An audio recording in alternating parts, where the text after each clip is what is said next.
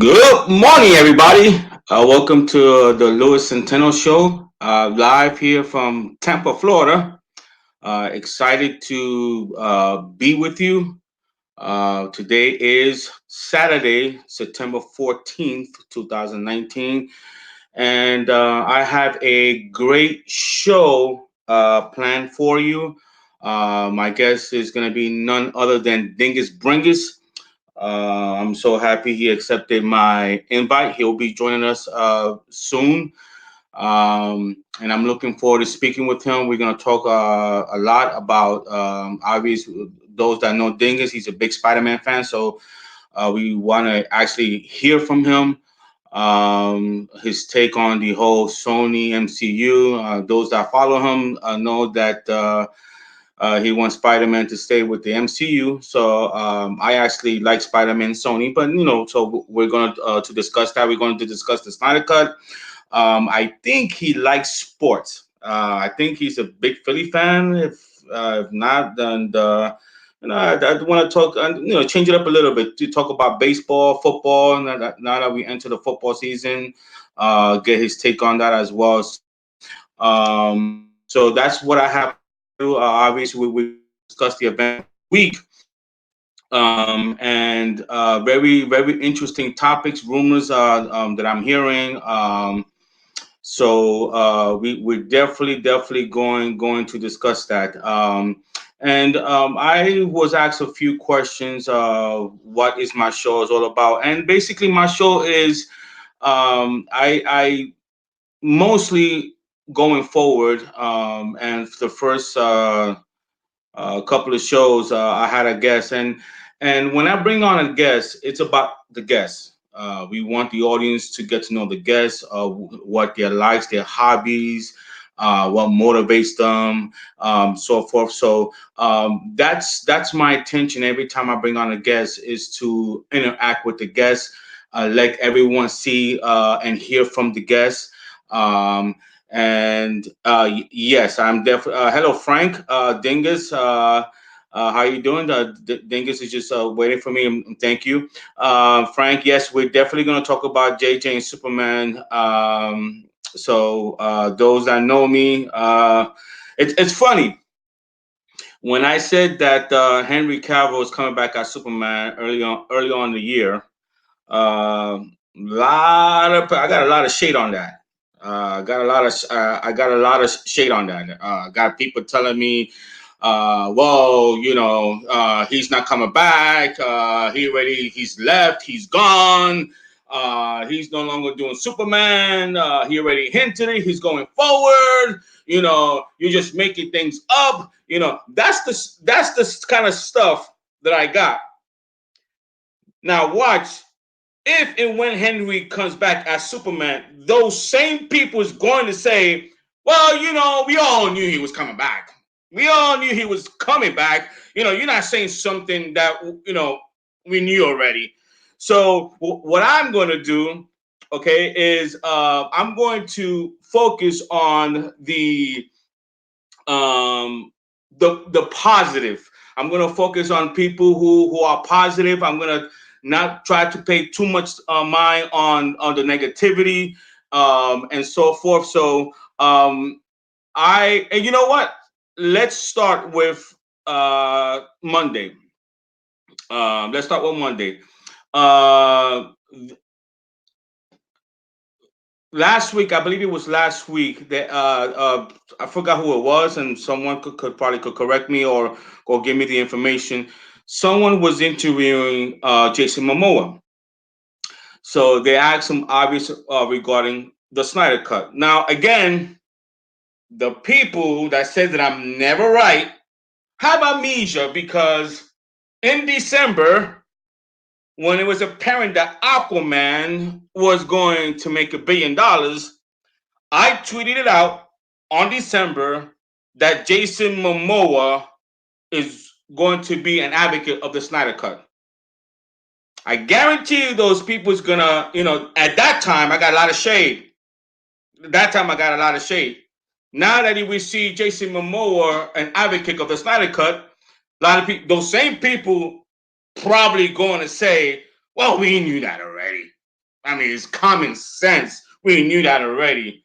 And yet, they didn't tweet about it. They didn't talk about it. So if it was so much common sense and you knew about it, why you didn't talk about it? At least I have the guts to talk about things that I hear and put my name out there. But it's okay. It's okay.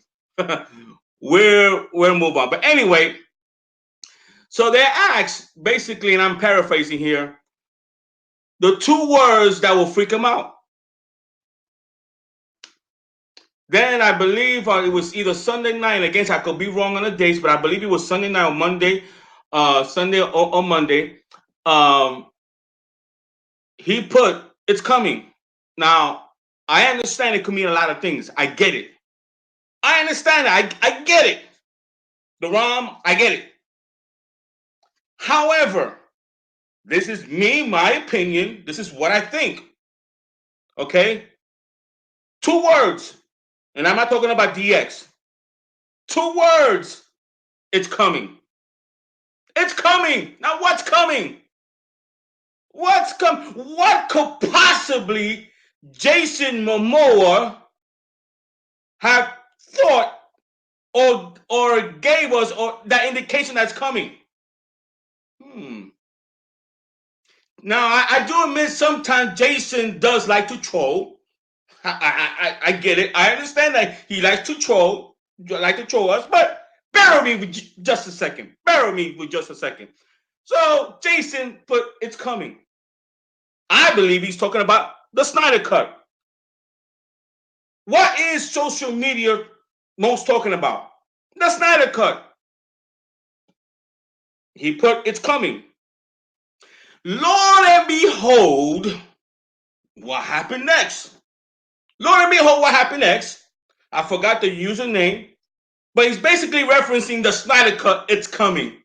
And guess who liked the post? Zack Snyder. Is there something that we don't know? Now, was the same Momoa a few months back? He was at Warner Brothers headquarters, and he specifically pointed the camera at DC Wonder Woman, and woo, he went crazy. But those same people, I mean, when you have those people, no matter what, I mean, God could come down and God could tell them the Snyder Cut is coming, and they're still going to argue. So let's not focus on them, because no matter what, I mean, Zack Snyder could come on camera and say it's coming, and they will say, well, it's coming could mean 5 years, 10 years, 50. No matter what, you can't please them. Yes, folks, I had my coffee this morning, and I am full of energy. I am full of energy. I am pumped up because a lot of news that I've been hearing. Oh, baby, if I could share with you the information, the rumors that I'm hearing, woo! Oh, baby. Oh, baby. And when the Snyder Cut is finally released, I mean, I'm going to tell those haters, I told you so. I told you so. Now, who cares if it's November or December? If I say November comes out, let's say, for example, I tell you Snyder Cut, and I'm not saying it is, but let's just say the Snyder Cut's coming in March. Let's just say example. Snyder Cut's going to be released in March. And the Snyder Cut's released in January. The people are going to say, whoa, you were wrong, though. You said March and it came out in January. You were wrong. You think I care? I just want the Snyder Cut. And those same people don't understand how the stuff works. I mean, those same people tend to forget that Batman vs. Superman was scheduled to release in 2015 and it was released in 2016. Dates could always change. I don't care. I just want the Snyder Cut. I don't care if it's released tomorrow, next week, or next year. All we want is the Snyder Cut. Who cares if you got the dates right or wrong? Who cares? Who cares? I mean, So those that know me, okay, know that a while back, and Dingus Bringus made videos on it. So if you want to catch him, please subscribe to his channel. He's a good kid. He's a great kid. Great kid. He just he just have different opinions and a vision on the Snyder Cut. Uh, but those that know me know that while back, I said that Henry Cavill was coming back as the Superman. I said it.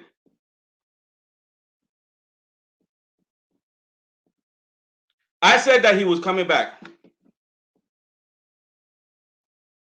What I heard was for appearance. Now, am I 100% right? No.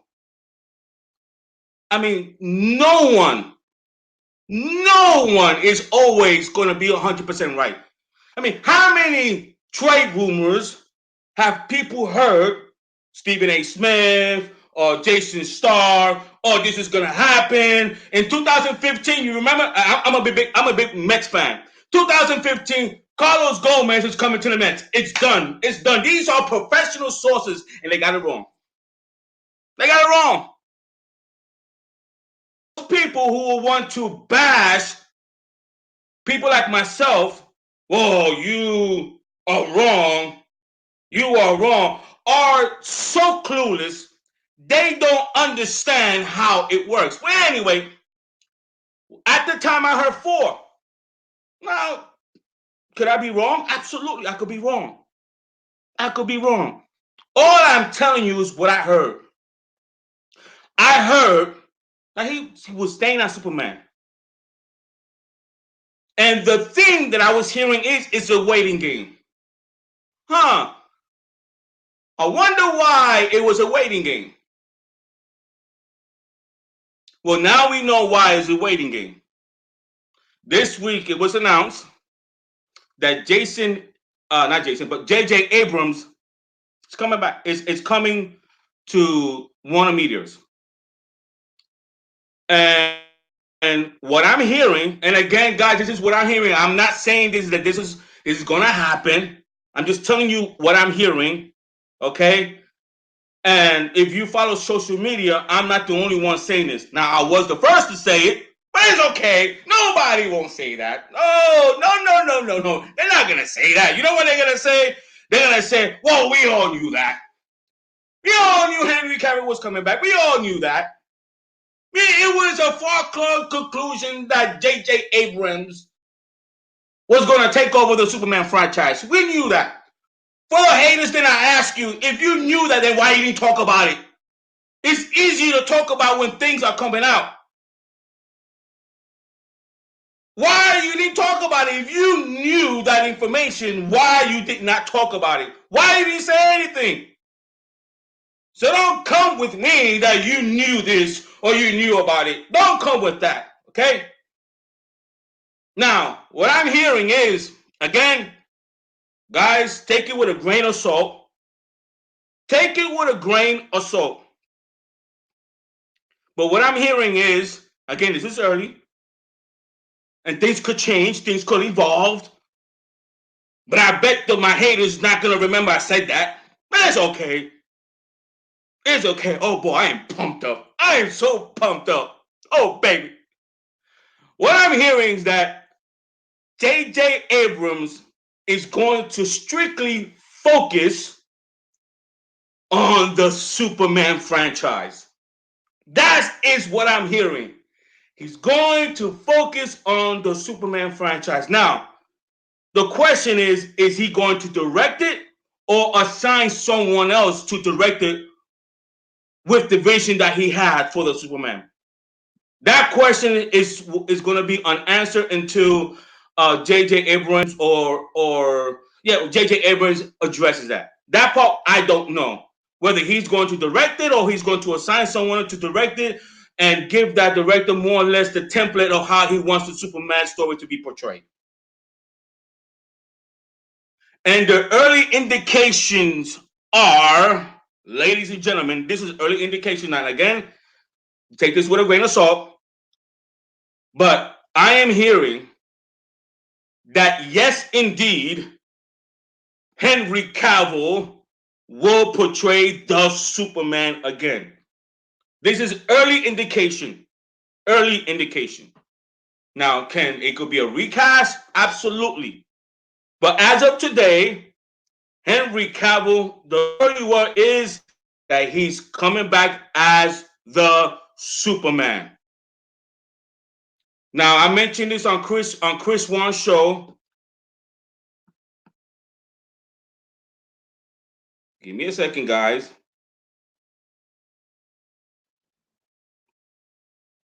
I mentioned on my show, my first show to Chris Wan,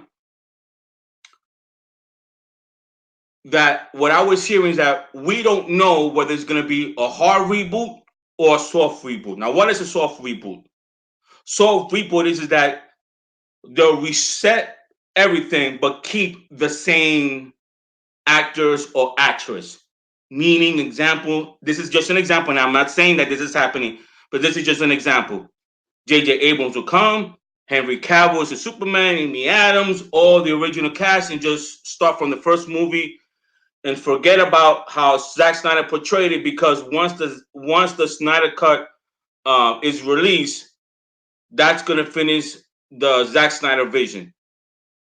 Don't kill the messenger. I'm just telling you what I'm hearing. Okay, I'm just telling you what I'm hearing. Now, it could be right, it could be wrong. I'm just letting you know what I'm hearing. Okay.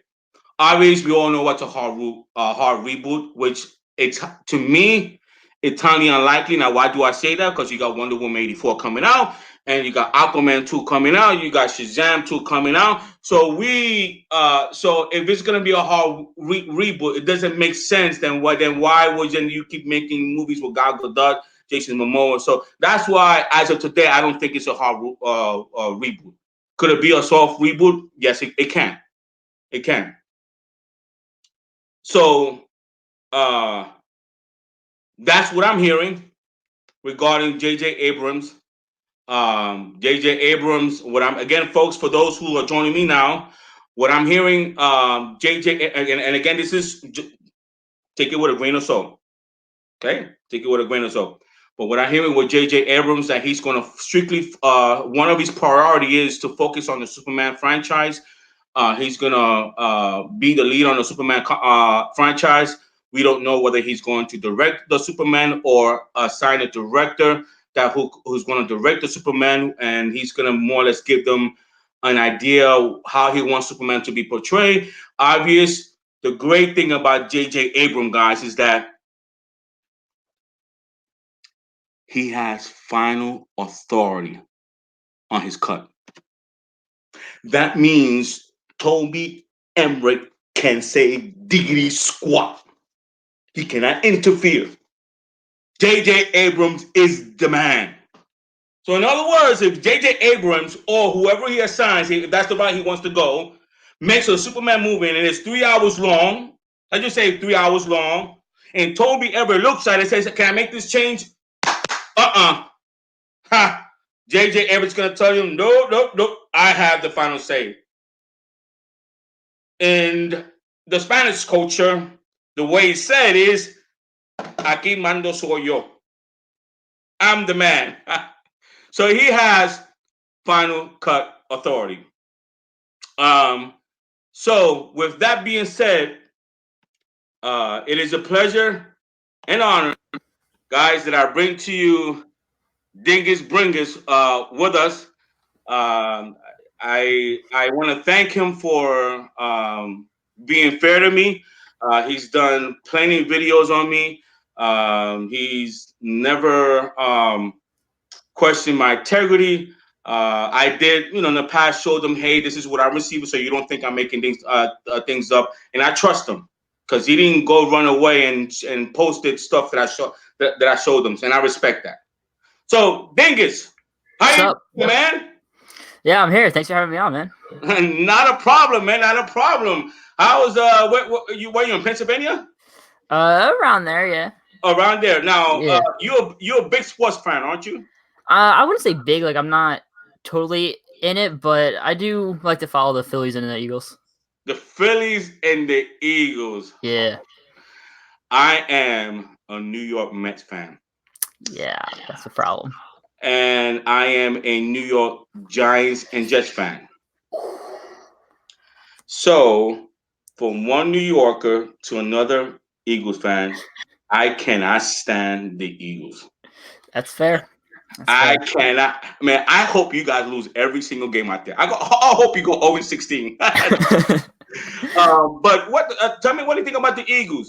Do you think they're gonna?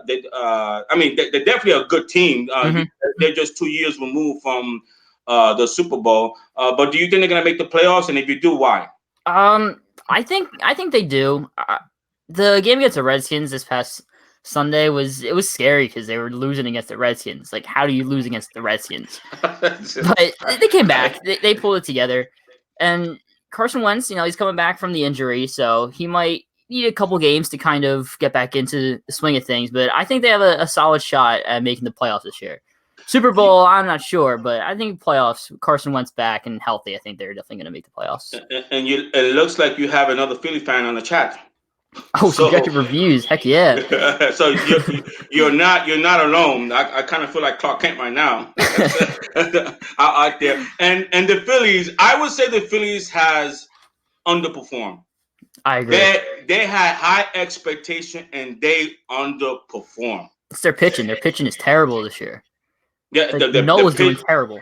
yeah, the pitching, the bullpens, and even Bryce Harper, with the amount of money that he's getting, to me, he's underperforming. I can see that. With Bryce Harper, I think it's his first year in Philly. He's moving in. He had his baby, and everything. So he's got to kind of like adjust to playing in Philly. I think more they paid for that too is to kind of like be the face of the team and like be the leader in the club in the clubhouse and lead these guys around.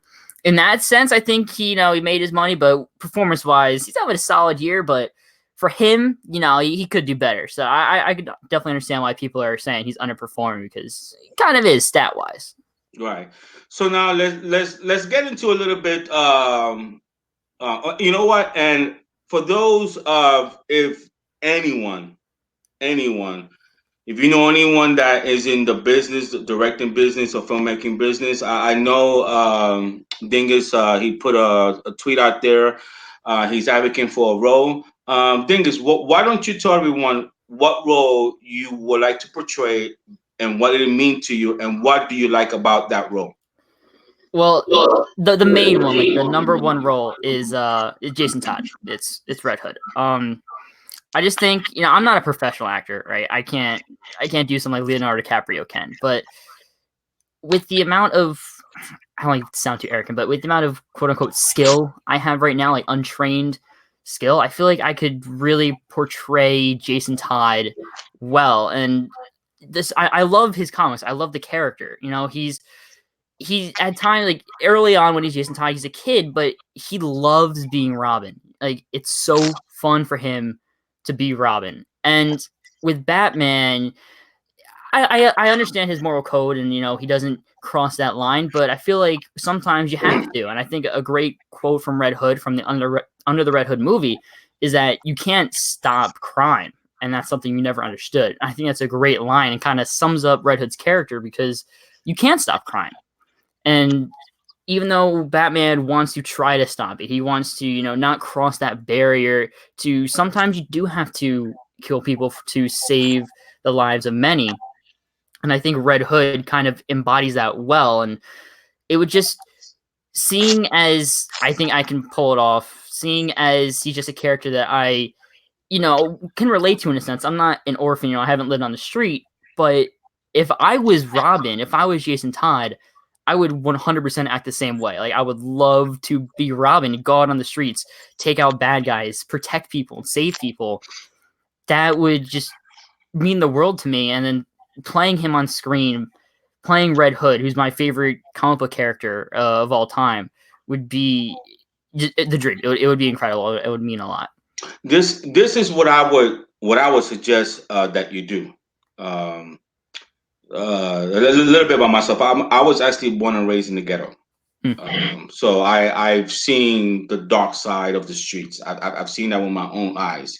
I had a gun pulled to my head when I was in high school, um, and I remember many times, when I was young, me walking to church with my Bible, and then I walk into the block, and they used to call me church. Here's Moses. Moses is walking. I got bullied. They used to make fun of me, but I know how what the street represents. So my my recommendation, what just pick up a spot. Obvious, you don't want to do it in the night, but just pick a spot that you know about the bad parts of Philly, and I will actually have someone record you and do like a scene.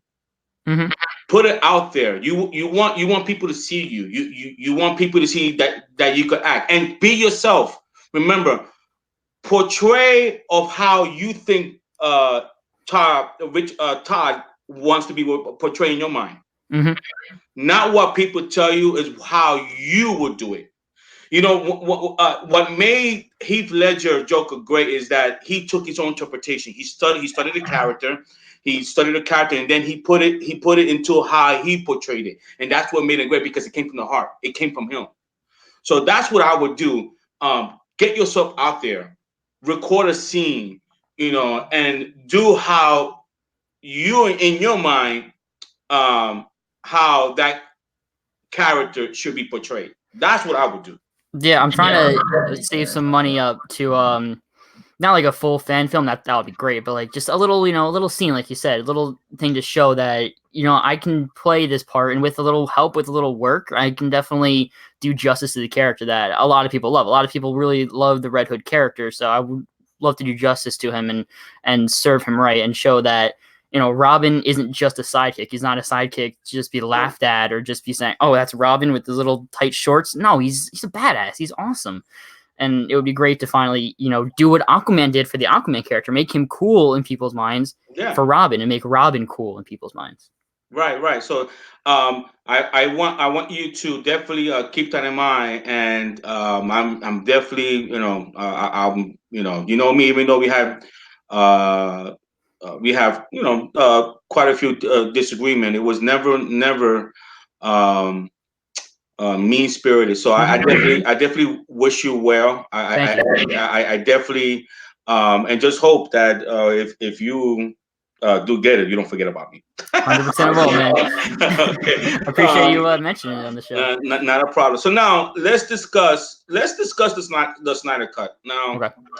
um, for the record, you want people to know that you do want the Snyder I Cut. do, 100%. Love Right. Zack Snyder's movies. Man of Steel, BVS are some of my favorite superhero movies of all time. Henry Cavill's Superman, Ben Affleck's Batman, favorite portrayals of the characters. So I'm a huge Zack Snyder fan, and I would love to see the Snyder Cut be released. Just want to put that Right. out there. Right. No, and I know. So, and I'm gonna play a little devil's advocate with you. And Hmm. being that you're from Philly, I'm pretty sure you could handle it. I can handle it. I'm good. Yeah, because you sound like a tough kid, bro. Yep. So I guess playing a little, at least for me, let me put me for an example. So if I say I love Zack Snyder, this is just me, my opinion, okay? Hmm. I love Zack Snyder, but I advocate someone else to come and finish what he started. It could be perceived as you sending a different message. Yeah, You, I get that. I can get that. Yeah. you get that? So I think that was the issue with not all, but some out there, Hmm. that when they heard you, that there was taken as, wait a minute, you say you love the director, but then you're saying that his movies was the fight, Divisive. but yeah, right. So you said that, and you were saying that you don't want no you want to go a different direction. So that's the only thing that a lot of people was not understanding. Because me, for example, I want Zack Snyder. I would like to have Zack Snyder finish the Justice League 2. That His would be edition. awesome. I would love that to happen. People don't need to know if I'm for that. That me personally, and I bet you didn't know this. Did you know I didn't like the Watchmen? I did. Okay, I feel like people don't need to know that. If I want Zack Snyder to come and finish the arc, then why talk about something that it just wasn't for me. Mm-hmm. It just wasn't for me. I know a lot of people who loved it, and I'm not gonna throw shade Yeah, at them. I like it a lot. Right, and you like it a lot. Yeah. It just didn't do anything for me. But I just feel like it would defeat the purpose, the narrative purpose. That if I want Zack Snyder back, then why I'm talking about the one movie that I don't like. I don't know. I was just like me saying like that I think it would be better for the DCU to not have Zack Snyder for the time being. I think that's what you're referring to. I think that's just me kind of just being honest, being straightforward with people like, hey, I love Zack Snyder. I think he's amazing, but what I saw, at least in my friend group and online with people I talked to, that a lot of people either, that I've experienced, either didn't like his movies or were just kind of, negative towards his movies. And that stigma kind of surrounded DC for a long time. And I think right now DC is starting to kind of move out of that stigma a little bit. So I think just for the time being, they need to build up their reputation again and get off of that stigma. And then once they have that reputation, that streak of winning movies, then come back with another Man of Steel 2 with Zack Snyder. Zack Snyder finishing his Justice League arc, in Elseworld sense, or Injustice movie with Zack Snyder. So I think Zack Snyder could do incredible work with Superman again, or with Injustice. I think Injustice kind of serves Zack Snyder very well. But I just think that with that kind of negativity that some people bring with Zack Snyder's movies, I think just it would suit DC better not to have him, in the next maybe 2 to 3 years around there, just to kind of build up that reputation again. But no, I understand why some people would think like, hey, you love Zack Snyder, but you're saying that you don't think you should come back for the time being. That doesn't really make sense. I can understand why people would say that. Right, and this is why me personally, don't pay attention to the noise, because the people that don't want Zack Snyder back, a lot of them are, unfortunately, and I'm just telling you my experience, my interactions, because I see it. I see it with on Twitter. I see it on social media, and I see it with one-on-one interaction. Those are Marvel people and bloggers. That's why, to me, it drives me crazy. Yeah. It drives me crazy. For example, I have a Marvel friend that does not like the Aquaman because it's not portrayed the way it is in the comics. But yet he likes Scarlet Witch, which is not portrayed accurately according to the comics.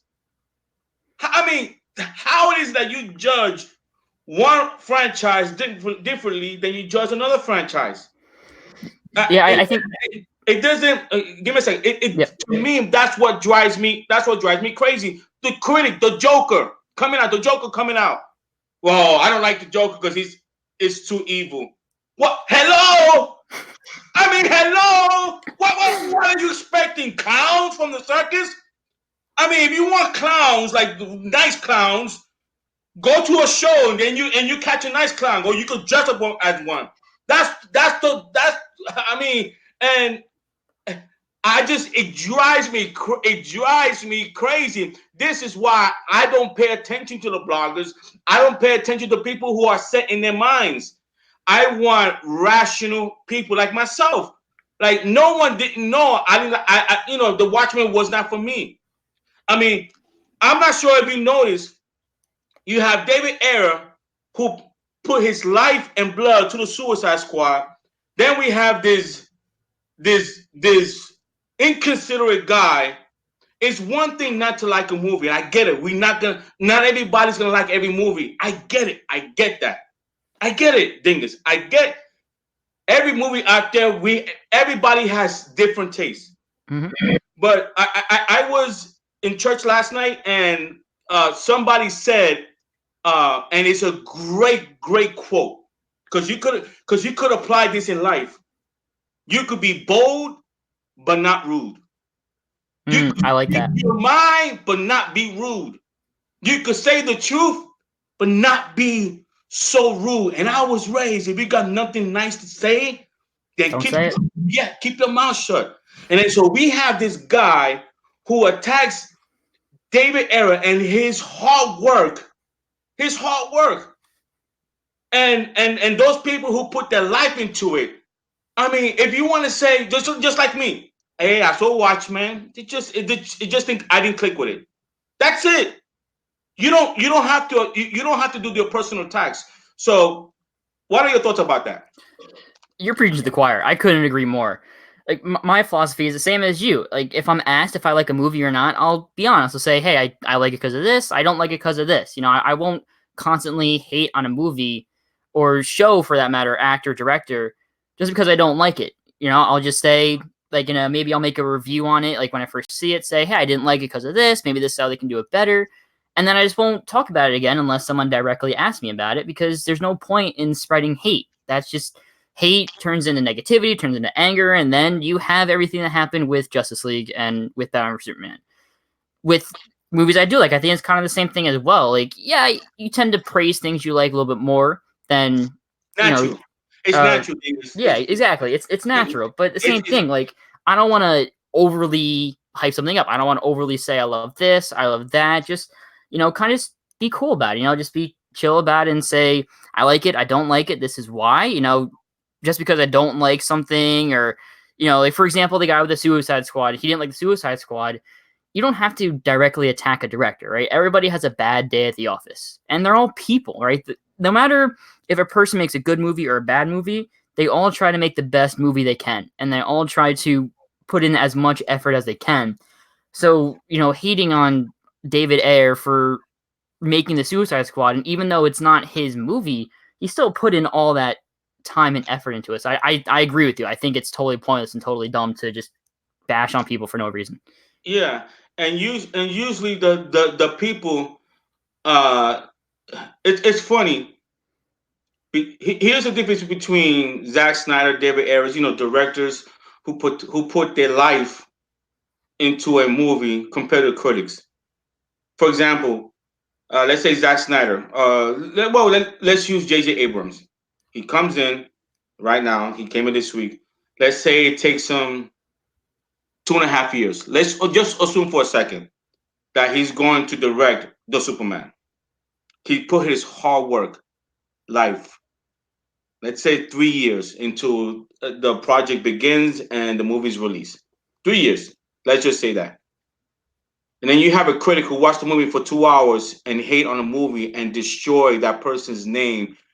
I mean, it's just I don't like I can't stand I cannot stand Rotten Tomato. I can't do it. If they want to keep Rotten Tomato, the way I would do is I will wait 2 weeks after the movie's release and then release what the critics said. Mm-hmm. I can't stand it because half of them, number one, don't know the character. Half of them have no idea how the character works. Half of them probably didn't watch the movie and going by what they heard. Trust me. I would not be surprised if a lot of those critics did not watch the movie and went by what their friend, their buddy told them and just gave a bad review. I mean, I can't stand it. Yeah, I hate that. When people go into a movie with like a specific mindset, you're setting yourself up for disappointment or for failure. Or like say you go into Joker expecting not to like it, right? You're gonna come out not liking it because you're already going in with that mindset. Like with me, for example, Solo: A Star Wars Story, when that came out, I was never a huge fan of Han, but I left my expectations at the door. I said, okay, I'm gonna take this movie for what it is, and I came out really enjoying it. And I think that's what a lot of people should do. They should go into these movies, they should go into DC movies. If you're a Marvel fan, go see a DC movie with an open mind, and vice versa. Don't have this expectation in your mind already, because you're just going to stay with that, and very rarely does that mindset ever change. It's like, I'm gonna give an example. It's kind of funny, but since I'm a funny dude, I'm gonna say it anyway. Okay, let's just say Dingus Bringus. I'm just gonna use your Dingus, okay? Mm-hmm, mm-hmm. Okay, I don't know your personal life, but I'm gonna use it as an example because I want you to capture. I want you to capture it. So you going on a blind date, right? Let's just say you're going on a blind date. Let's just say a blind date, right? And one of your friends know that person, and they tell Dingus Bringus, man, this girl, my God, she's rude. She's ugly. He tells you every bad thing about her. Now, when the day comes, you're already going with the mindset of, oh my gosh, I'm going on a blind date with this person, and I've heard bad things. That person is behind the 8 ball. You know what they got to do to change the outcome of your perception? Mm-hmm. You're actually not far off from real life. Yeah, I mean, seriously. Seriously. And speaking to the audience or anyone who is similar or something close to that, would you like that to happen to you? Heck no. That somebody gave so negative things about you that that it's hard for you to overcome that signal. I mean, so it's the same thing with the movies. When a movie is put out there, I mean, when you bash on a movie, a lot of people, not all, but a lot of people, when they go in thinking negatively, when they go in thinking, well, they said this movie is bad, they said this movie is bad, a lot of them, number one, don't go watch it. They're gonna say, I'm not gonna waste my time. Rotten Tomatoes says it's bad reviews, so I'm not gonna waste 2 hours or 2.5 hours on my time to watch a movie, and didn't even give it a chance. Mm-hmm. Or that they're so easy. They go in there. Yup, they were right. So this is why the whole notion. This is why it just drives me crazy with the Zack Snyder haters, because they have a perception. Oh, I want Superman to be fun. I want him to be fun. I want him to fly and save cats and dogs. I want him to smile. I want him to say your mama's jokes. I want that kind of Superman. I mean, what world are you living in? Seriously, you can make a. I mean, Christopher Reeve movie was great, but that was made in the 70s. Mm-hmm. Folks, things changed from 1970 to 2019. 49 years later, things change. You can't tell the same story. You have to tell a different story. I mean, it's just that's why if they would have gave the Zack Snyder the time to tell his story, I'm telling you, it would have done well. It would have done well. Now, Joker is a dark movie, gritty, dark. Who you think was the first one to have that idea? Zack Snyder. With Batman versus Superman, the stuff that he had planned. I mean, you either got your Warner Studios. You either roll with the directors or you don't. Don't waste their time if you already have a vision how you want a character to portray your character.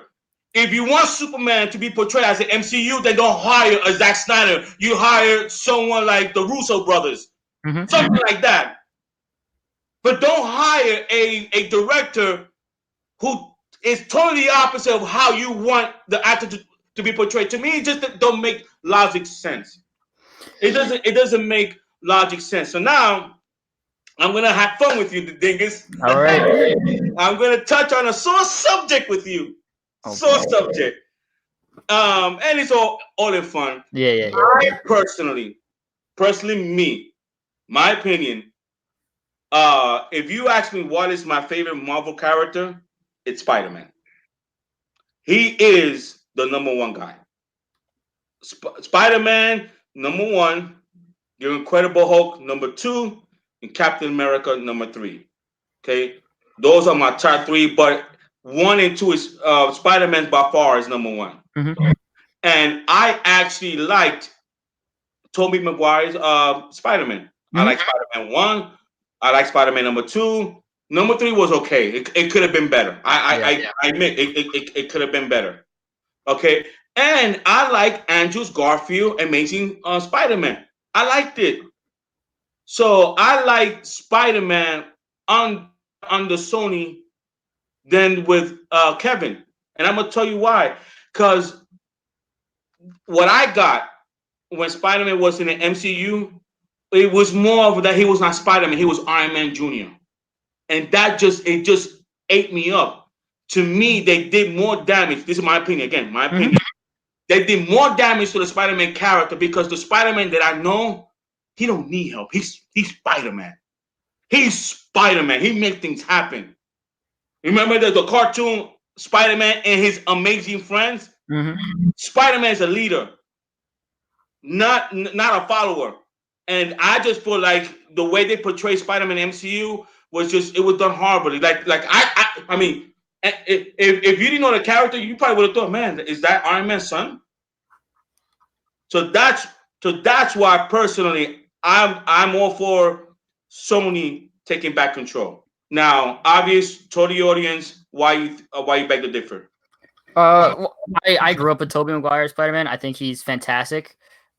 But the way I see things is Spider-Man 1 is great. I wasn't a huge fan of Spider-Man 2, but I know I'm in the minority there. And I do like the first Amazing Spider-Man movie. But the two that a lot of people don't like are Spider-Man 3 and The Amazing Spider-Man 2. Yes. And it seems like that the reason why is because those were the two movies that Sony really got their hands deep in the movies. And to have a comparison, basically, instead of letting it be Raimi's vision or Webb's vision, they changed it and made it their vision, just like they did with Zack Snyder in the DCEU. And the movies that they didn't do that with, Spider-Man 1, Spider-Man 2, The Amazing Spider-Man 1, and Into the Spider-Verse, they were all left alone, and the directors had their vision come to life. They did what they wanted to do. And it seems like, as of right now, I could be wrong, I mean, things could change, people could be wrong, but it seems like as of right now, they're going to handle Spider-Man 3 and Spider-Man under Sony the same way they handled Spider-Man 3 with Raimi and they made Spider-Man 2. And the guy that is overseeing this, the guy that has his hands deep in Spider-Man now, is the same guy that made X-Men Origins Wolverine, the same guy that sewed Deadpool's mouth shut, the same guy that said no to Deadpool for years, the same guy that made Galactus a cloud, the same guy that pushed for the Fantastic Four movie in 2015, and just all that combined, I just think isn't good for the Spider-Man character. If that wasn't the case, I still would be sad because I love Tom Holland Spider-Man in the MCU. I think he's the best, but I would still be open to Sony trying things with Spider-Man because they would have had, Spider-Man 1, Spider-Man 2, and the main Spider-Man, and they would still be letting the director do their thing.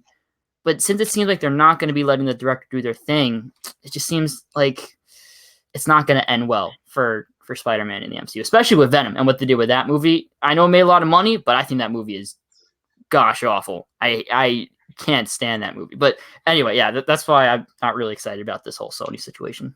Right. Now, tell me why am I wrong for me thinking that the way MCU portrays Spider-Man, they portray them as Iron Man Jr. Okay. Well, it's your opinion. I mean, I respect that. But the way I see it is, yes, he did get the suit, right? The suit has a little bit of technology in it. I get that. But to me, the whole point of Spider-Man Homecoming was him not really being Iron Man Jr., right? Like, he took down the Vulture and he saved the airplane without any help from Iron Man. And for the most part, the suit really doesn't add anything to Spider-Man's character that he didn't have before. Like, yeah, now he has electric webs, but he would have developed those anyway once he figured out that, hey, I need electric webs, right? The really only thing that it does for him is it gives him the webs under his arms, to glide a little bit, and Karen in his head to, like voice chat Iron Man or Aunt May. And I think just a big thing for me is that Homecoming, he rejected Iron Man at the end of the movie. He said, no, I don't want to be an Avenger. He rejected the Iron Spider suit, not knowing that he would get the Iron Man made suit back. He thought he was going to have his sweatshirt and, the worn down, hand-me-down kind of shoot. But you know why? But you know why he rejected the Avengers, right? Because he wanted to be a friendly neighborhood Spider-Man. He wanted to help other people. That's not how I took the movie. How'd you take it? I took it the reason he rejected the story at the end is, hey, if you can't trust me, then I don't want to be an Avenger. Because remember, the Homecoming, the part is that Tony Stark treated him like a kid. And Tony Stark did save them, with that ship, and he did save them. So he treated him as a kid. And Spider-Man, to me, that's the reason why I believe that he rejected it. Hey, I don't want to be Avenger. Why would I want to be Avenger when you can't trust me? Don't start treating me as a kid. I mean, that's the interpretation I got it. Because if they would have portrayed that story as Spider-Man, you know what? He's freaking Spider-Man. He's Spider-Man. He's Spider-Man. He doesn't need any help. He's a leader. I mean, because I honestly, I mean, I just the cartoons, and I grew up watching Spider-Man. I grew up watching Spider-Man that he was the leader. He was not a leader. He was just a sidekick, and Spider-Man is not a sidekick. That's why I detest the way Spider-Man was portrayed in the MCU, because he's no one's sidekick. Spider-Man is not a sidekick. I'm sorry, he's not. Well, let me ask you this then. Mm-hmm. In the movies, in MCU, he is a kid. Like, he's like supposed to be 14, 15 years old. And when you're 14, 15 years old, you're not going to have as much experience as like an Iron Man, right? He was in high school, so I think he was older than that. I think he was maybe like 17, 18. But I get what you're saying. Movie said he's 15. Anyway, that's besides the point. He's still not totally experienced yet. Like, right at the end of Civil War, like in Civil War, he's only been Spider-Man for about 6 months, I think it is, 6 months around there. And then Homecoming takes place, I think, around 2 or 3 months later. So he hasn't even been Spider-Man for a full year yet. And just to me, it doesn't make sense to, right out of the gate within less than a year, as that young of a person, still developing, still getting to know the world and stuff, automatically be a leader, automatically be perfect and be able to do everything and be that kind of character. I would rather have Spider-Man kind of develop to that, like with all these movies like Homecoming, like a mini development, kind of he's small term in New York, on the streets. Then he saves the plane, which is a good feat for him, gains his confidence. And then in Far From Home, it kind of continues that development. At the end, he gets a spider sense. He figures out how to do everything. Now he's really, truly becoming Spider-Man, right? It's just the character development. Similarly, in my mind, at least, to what Zack Snyder did with Superman and Man of Steel. He started him off, and he's developing this character throughout the movies, right? In the first movie, he's not fully experienced yet as Superman. That's why the fight with Zod, among other reasons, the fight with Zod is so chaotic, because he hasn't used his powers that much yet. And he's going up against a military leader who would be able to adapt the powers instantly. Superman doesn't know how to use his powers, which is why there's so much destruction, which is why Superman isn't able to contain it as much as he probably could have if he's experienced years and what people want, right? People wanted Superman to be that, but Zack Snyder said, no, I'm going to develop this character. It doesn't make sense realistically for Superman to know everything and be that good at being Superman right off the bat. I just think it's a similar situation with that, where they develop the character a little bit. Let me tell you why I beg to differ. This is because Superman didn't have nobody by his side. He had to learn on the go. Okay, he had to learn on the go. Number two, the destruction that happened at the end of Man of Steel was not Superman's doing. He was fighting multiple villains. So when you're fighting multiple villains, you're gonna have destruction. There's no way around it. There is no way around it. Now, let's go back to Spider-Man. I'm gonna tell you why I don't like it. Because if you're going to portray Spider-Man as a young teenager, and I was open to that. Because in the comics, he's young. He's in high school. I get it. Okay. But Dingus, let's bring it to the real world. Okay. When I was a teenager, do you think I wanted to hear counsel from other people? Or, come on, let's be honest, how many of us has ever told our parents, has ever told people who wants to help us, let me learn on my own? Well, I have a rebuttal for that too.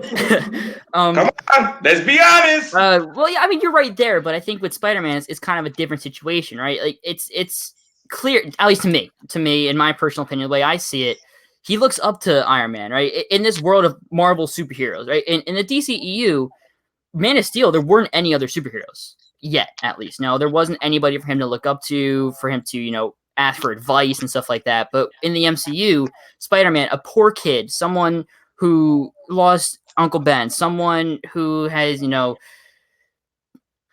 he's poor. That's trying what I No, get at. but I just but see. Here's the thing. Now, I do believe that Tom Holland is a good Spider-Man. I believe that they chose someone young, and I get it. But what I wanted, Spider-Man, that he had to learn on his own. The pain that losing his uncle. I mean, he had to learn on his own all the powers as a young kid, as a teenager, what he had to go through, and the confusion of how to use the power when no one teaching him. See, because again, he's not Tony Stark is not related to Parker, Peter Parker. He's not. That's not. I mean, he's not the uncle. He's not the father. I wanted him to learn on his own, and that's why I don't like the way they traded because they didn't let him learn on his own. I Well, mean, I think they kind of. no, hold on, because I have a lot of MCU friends, Marvel friends that likes character development. That's all they tell me. Character development, character development. But you didn't let that. You didn't let Peter Parker, Tom Holland, Spider-Man develop. You threw Iron Man into the mist, and now a lot of people who again, I'm a DC guy, but I do I don't know Marvel characters. Spider Man is my favorite character, and I just detest it because I felt like that they made him Iron Man Junior instead of Spider Man. It just I don't I just it just you have to if you're gonna judge Man of Steel or the DC characters about letting be developed, don't have a character development, then do the same for Spider-Man because he did not have no character development. To me, character development with that great power he had. I mean, I would have tell me, Dingus, want you to love to see, and this is why I like Amazing Spider-Man #1 because they showed the changes that he was going through in high school. He was being picked on and he had all these powers and his uncles telling him, to be responsible with his power, similar to Clark Kent's father. What was teaching his young son, hey, you have this power, you can't use it no matter what they do to you. I mean, I would have loved, but I think Tom Holland would have done a better job than Andrew Garfield because Tom Holland is actually at the time was a teenager. Mm-hmm. So I feel like that would have worked better. Let him Dean Woods, TS is Tony Stark. We have a question in the chat, Dingus. But I would have loved if you want to bring Iron Man later, fine. But I just feel like throwing Iron Man into the first Homecoming to me, I didn't like it.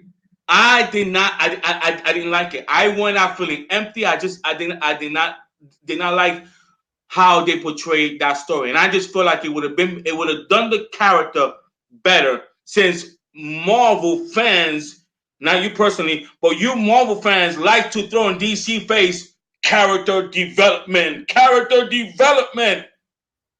And then when Spider-Man came out Homecoming, there was no the character development.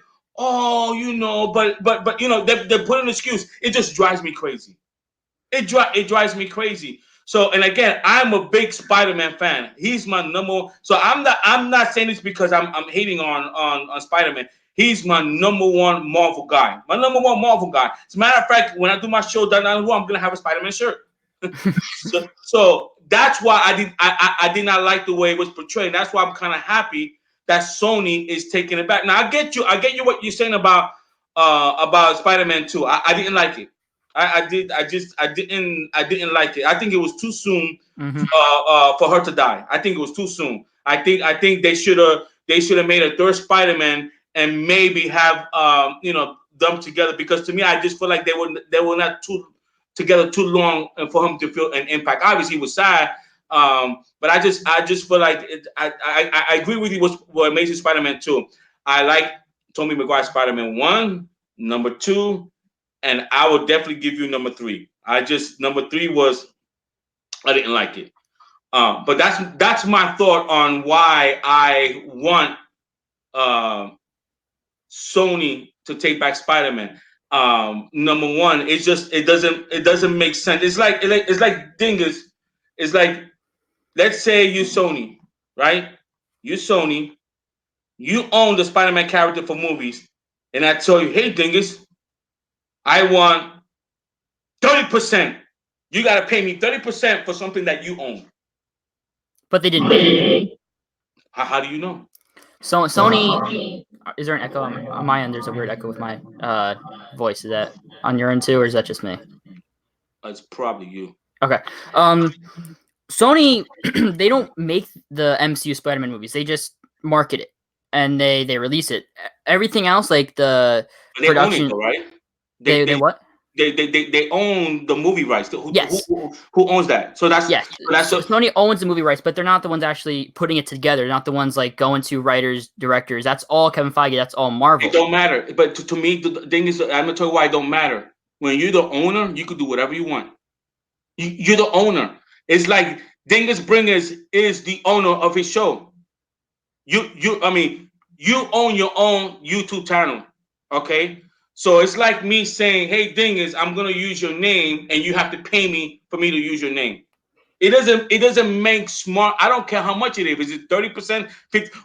First of all, I don't think nobody knows what Disney was asking for. So I'm gonna give you that. No one does, because it could be 50%, it could be 30%, it could be 10%. No one really knows. Mm-hmm. No one knows unless unless Sony or Disney come out and say it. And even if they did, I guarantee the other one's gonna say that's not true. Mm-hmm. So no one doesn't know. Either they don't know or no one's telling the truth. But let's just assume. Let's just assume even 1%. Let's just say 1%. If you own something, why do you have to pay somebody something that you own? It should be vice versa. It's like it's like a job. Like the say for example, the Sony is the boss. Sony's the boss, and Marvel's the employee. The employee still gets paid. The employee does all the work. The employee is the one putting in the hours, and they still get they get paid for their service. And the boss, obviously, they get money too. They have to get sustained, obviously, but the worker doesn't just, unless it's a volunteer work, they get money too. They get paid. They get paid for their services, and it's the same thing with this. Sony, they're the higher ups, right? They own the rights, like you say. They're the boss. But they're hiring Marvel to make this movie for them, to make their highest grossing movie of all time with Far From Home. And they pay them for their service, right? It's not volunteer. I don't think Sony hired them. I think Disney asked Sony if they could. If I remember right, it was Disney who went to Sony and asked, we want to introduce Spider-Man into the MCU. It was Disney who did that. It's like it's like me, right? I go out there and says, welcome to the Lewis and Dingus show. I'm using your image. I'm using your name. Your name that you own. That's your Dingus Bringus is the name of your show, the YouTube channel. And then I'm promoted as we're doing it together. What are you gonna say? What are you gonna tell me? But Sony had to agree to it in the first place. Marvel couldn't just use the character. I'm not debating that. They did. What I'm saying is that this notion that Sony, like Disney says, Disney, I'm Disney, you're Sony. Hey, Sony, I want to use your Spider-Man, and just for using something that you own, you have to pay me. I mean, it doesn't make no right business owner. I don't care what you do in life, what works in life. There is no way that Dingus Bringus is going to let Louis Centeno use his name, his image, okay, without his permission, consent. And even if Dingus gives Louis permission to use his name to do a joint show, okay, there is no way that Dingus is going to pay Louis Centeno for something that belongs to you. It doesn't work that way. So this is why Now, I'm thinking logically here, and a lot of people is thinking logically here, and I'm not thinking about the movie where the Spider-Man shouldn't be in Marvel because set all the politics aside, he should because he should. Marvel's Marvel. Spider-Man should be with all the characters, but I'm not referring to that. I'm talking about straight business. This is a business decision. And I agree with Sony. And I think Disney got so greedy, they got so puffed up that they said, you know what, with Disney, we're going to be the bullies and we're going to tell Sony, hey, let me use Spider Man. Even though you own it, you have to pay me. To me, that's being very arrogant. That's just, I mean, if that was me, that would get me upset. Like, who are you? I know you're Disney, but I don't have to pay you diggity squat. I don't have to pay you for something that I own. You should be paying me for you to use what I own. So now, could things change down the road? Listen, in Dingus in Walks of Life, there's a uh, I'm not sure. You're probably too young to know this. Back in the '90s, when I was raised in the '90s, Biggie Smalls, I've heard uh, of it. right, he made a song, "More Money, More Problems." Mm-hmm. When they tell you it's not about the money, it's always about the money. All this fight is over is one thing: money. Yep. It's about the money. And setting aside the politics, I think we all agree the Marvel, Spider-Man's Marvel, Hulk is Mm-hmm. Marvel, all that is Marvel. We're not disputing that. It's more of the vision and who has the rights. Now, if Disney wants to buy that from Sony, which I don't think Sony's gonna let it go. Now, uh, in Logan, who was in charge? Who owns Logan? The Fox. Wolverine, Fox, right? I think they did very well with that franchise, right? Mm-hmm. So Disney's not the only is not the only company that puts out movies. So that's just me. That's just my opinion. How I feel about the character. I'm passionate about it because he is my favorite Marvel character. I love Spider Man, and again, I like him actually being a teenager. I Mm-hmm. like it because that's close to the comics. We just disagree on the direction and how Spider Man should have been portrayed. You have your opinion, which a lot of people do, like yourself, that Tony Stark was very important to the development of character of young Spider Man. I just feel like Spider Man is just the Spider Man that I know, the Spider Man that I grew up watching, whether it be from the cartoons, from the cartoons, and even to the comics, is that Spider-Man grew up on his own. He learned on his own, and that's to me why I could relate it to Spider-Man because I was a teenager. You know what I mean? Yeah. And as a teenager, Spider-Man thought like me. You know, the way Andrew Garfield's first Spider-Man. To me, that's how a regular teenager will react. You're not my father. You're my uncle. Sort of like a rebellious thing that he was going through because he was going through a lot of changes and he didn't have no one to tell what he was going through. To me, that's the way Spider-Man should be portrayed. Not someone coming in who was an outsider because that's who he was. Tony Stark is an outsider, come in and made it seem like he was an Iron Man Jr. So anyway, um, let's talk about what now you want to hear something something funny, Dingus. Sure. uh I'm actually a Star Wars virgin. No way. I've never ever seen a Star Wars movie. How is that even possible in this day and age? I've never, and I'm thinking about, and I'm probably gonna put it on Twitter. I'm thinking about having a live show when I actually watch the first Star Wars and go talk about it piece by piece from Harrison Ford. When I'm talking about Star Wars, I'm talking about the first one, where Episode Harrison 4, A Ford, New Hope, right? right, Yeah.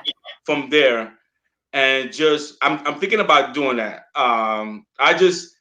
It just never caught my attention. Obvious, the Star Wars. with J.J. Abrams that he's putting on right now is getting a lot of attention. So I feel like I need to be more educated on the Star Wars franchise. Obviously, I know the basic: Luke Skywalker, Darth Vader is his father, and all that stuff. So I know the basic, but I've never sat down and watched a Star Wars movie. Now, have you watched the first Star Wars movie with Harrison Ford? Yes. Oh, I've seen every single Star Wars movie countless times. I love Star Wars. Okay, so you knowing me a little bit, what do you think I'm gonna like about Star Wars, and what do you think I may not like? That's a good question. I think you're gonna like Harrison Ford's guy. I think you're gonna like Han Solo. He's very that kind of like tough guy kind of character. I think you should give them all a try at least once. You know, the prequels they get bad rep, but I think even that you should try at least once. I think there's some things there you're not gonna like that most people don't like Jar Jar. You're not gonna like him probably. I think you're probably not gonna like young Anakin either. Maybe old Anakin. I'm not sure.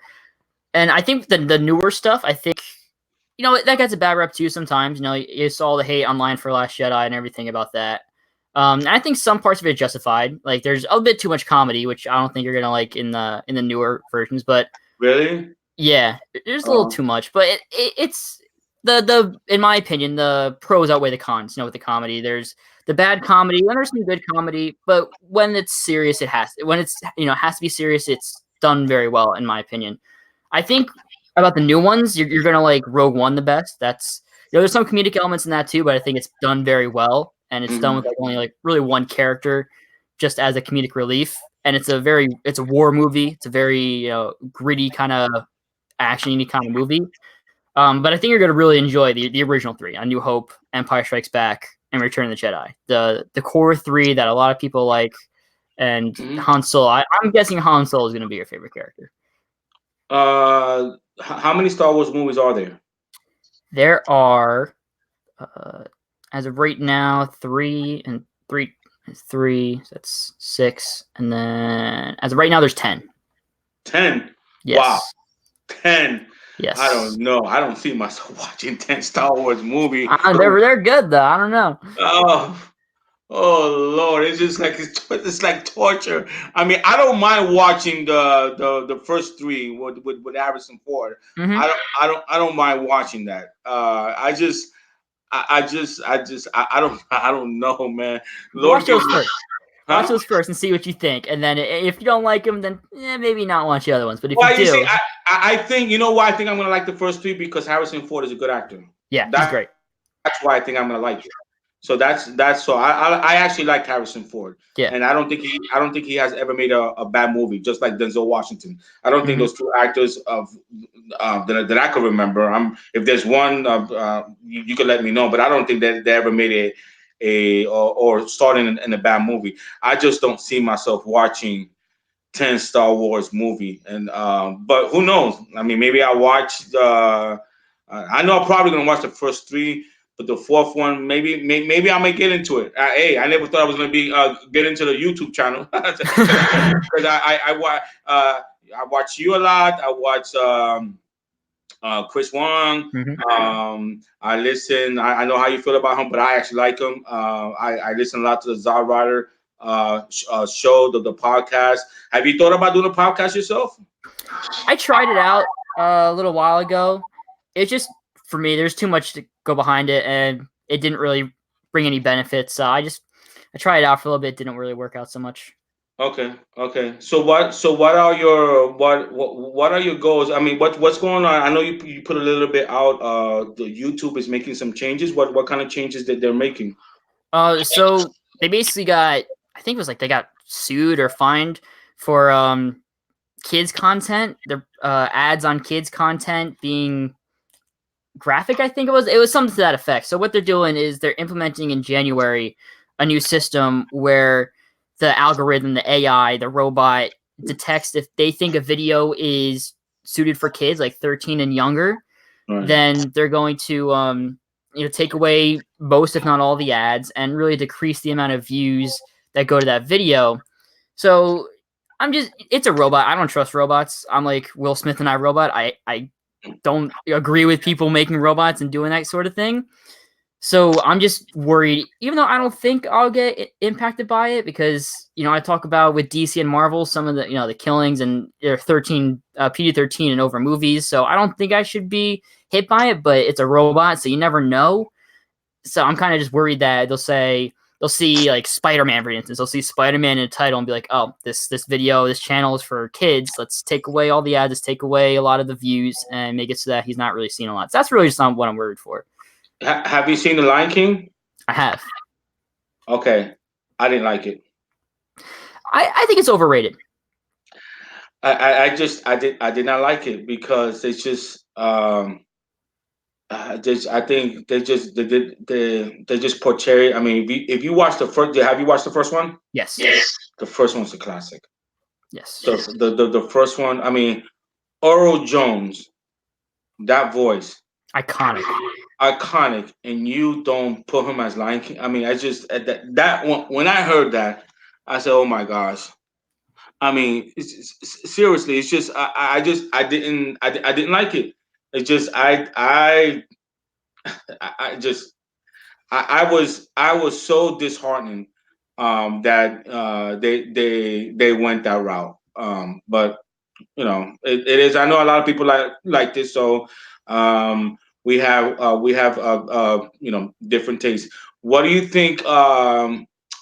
The there's a chance that Jared. I know you're a big Jared Leto fan. Yes. It's not looking good. Him I coming back. know. I think Birds of Prey has some hope because they're using the same design, and there's some rumors out there that he might do voiceover for Joker, and that they might add some scenes from Suicide Squad that were cut. Right. Because when they were filming Birds of Prey, he was shooting Morbius, and he had a beard and long hair, so he couldn't come shoot scenes. So what it seems like, hopefully they're doing, if the rumors are to be believed, they're just not going to show his face fully, and they're going to have him voice over, just so they didn't have to make him shave his beard and cut his hair. So hopefully do that. I'm scared, man. I'm really scared they're not going to use him anymore. Here's the thing that I think that hopefully they go that route. Um, it's clear that they say the Joker is is the standalone. Mm-hmm. Now I don't know if you noticed on the Joker trailer. Do you remember the opening scene of Batman versus Superman? Yes. Right. So you see that. Yes. So the question is, number one, if it's just an Easter egg, just to pay homage, or if it's a tie-in to Batman versus Superman. If that's the case, then how then you tell a story between that Joker and Jared Leto Joker? Well, I don't think it can be a tie into Batman v Superman because all the actors are different, and I'm pretty sure the setting's different and the time period is different too. So I'm not sure if it's a direct tie into BVS. I'm not sure if that's even possible with what they're doing with the characters and stuff. Let's just assume for a second. Let's just visualize. This is just me thinking. What the one thing about the Joker that I think has a lot going for itself is that story has never been told. Yes. So I think you could go in many directions. And this is just an idea. So tell me what you think. Todd Phillips' Joker ties into Batman versus Superman. Now, how would Jared Leto Joker ties into that Joker? You could have a. Do you have an idea for it? Yeah. I have an idea. Sorry. No. Tell me, what do you think? I think what they could do is they could do something like Gotham, where you see in the Joker trailer that it seems like at least not seeing the movie, it seems like Joker influences a lot of people to become clowns and wear the clown mask. So what they could do is they could have Jared Leto be influenced by him and kind of take up the mantle of the Joker, or maybe be trained by Joker. I don't know, but maybe kind of be one of the leaders of that kind of Joker cult, if you will, kind of. What do you think? Here's my idea. I got a better one. Ooh. Ready for this one? And tell me if the audience, if you guys listen to it, like this idea.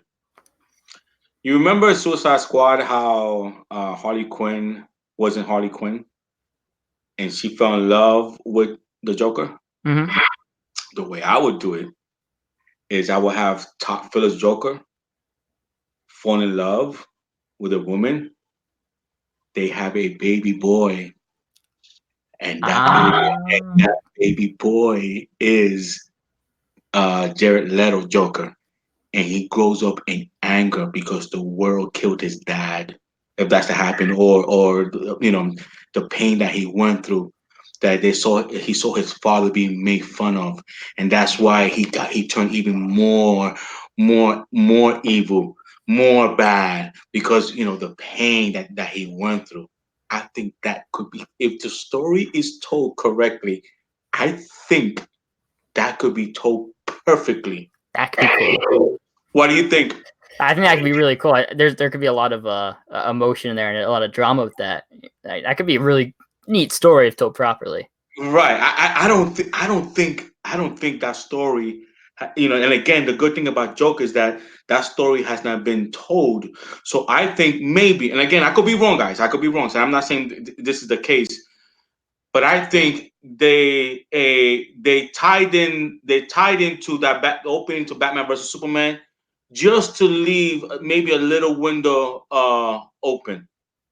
Just a window open if everything else goes correctly. But I think that would explain why Jared Leto Joker. And remember, it ties in because uh, he saw his dad fell in love with a woman, a normal woman, just like Todd Phillips. And I haven't seen the movie, but I think it could be told perfectly. And I have the perfect director to direct Jared Leto's Joker.